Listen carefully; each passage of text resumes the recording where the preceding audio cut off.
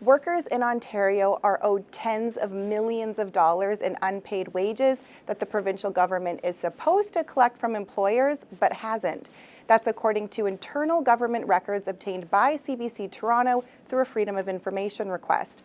The records show between the 2017-2018 fiscal year and this past July, there's around $60 million in unpaid wages that the province has failed to collect. And just a little note, these figures include Ontario Labour Relations Board orders and notices of contravention penalties. So that's things like not keeping proper payroll.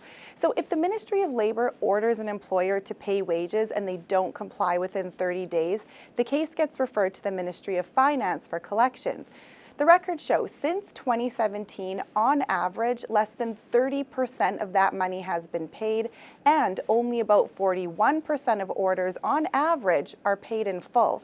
I spoke with a workers' rights organization and employment lawyer who both say while those numbers are disappointing, they aren't surprised. I think it's just the tip of the iceberg. It's an issue that should be addressed.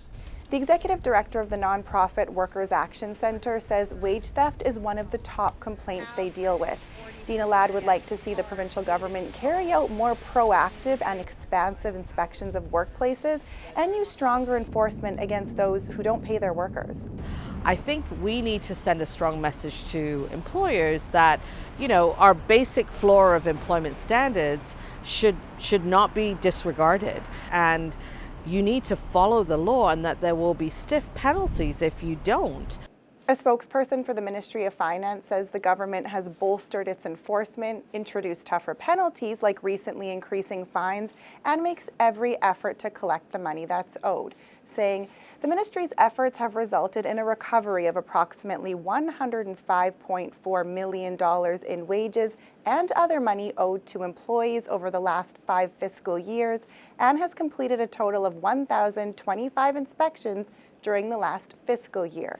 If an employer continues to evade payment, the ministry can enforce warrants of seizure and sale, they can put liens on property, garnish bank accounts, and people could even face up to 1 year in jail.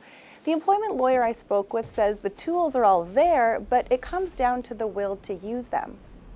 I think there needs to be a cultural shift whereby there is an understanding of the seriousness of wage theft, of employers delaying on wages. And I think that will likely come through harsher enforcement, particularly on bigger cases, and to demonstrate to employers that there are serious consequences associated with it. In hopes of not only getting employers to pay up, but deterring them from stealing wages in the first place. Angelina King, CBC News, Toronto.